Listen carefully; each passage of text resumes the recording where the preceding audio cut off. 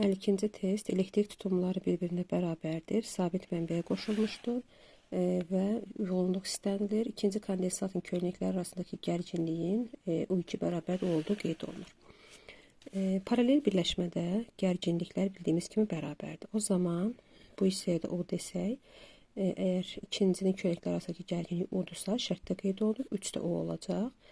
Və digər tərəfdən şərtdə S-lərin də bərabər olduğu qeyd olunur. O zaman tutumlar da bərabərdirsə, Q bərabərdir su düsturuna əsasən bu hissədə Q-lər də bərabərdir.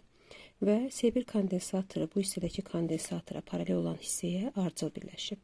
Və ardıcıl birləşmədə bu hissədəki yükümüzün miqdarı bu hissədəki yükün miqdarına bildiyimiz kimi bərabər olmalı. Yəni ardıcıllığın şərtidir. O zaman bu hissədə Q2-dürsə, bu hissədə yük 2Q olacaq. Və bildiyimiz kimi tutum yenə də S-dir. Onda U bərabərdir Q böl S düsturuna əsasən S-lərimiz eynidirsə, yükümüz 2Q-dürsə, gərginliyimiz 2U olacaq. Yəni bu hissədəki U-dursa, artıq burada 2U olacaq. Çünki S-ləri bərabərdir. Qeyd etdiyimiz kimi O da Q böl S-yə görə 2 dəfə yük çoxdursa, O'muz da 2 dəfə çox olmalıdır. Və ümumi qütblər arasındakı gərginlik isə, ümumi gərginlik desək, baxın, S1 kondensatoru ilə dəki gərginliklə paralel hissədəki gərginliyin cəminə bərabərdir. Əgər burada gərginliyimiz 2U-dursa və buradakı U-dursa, baxın, birini götürürük.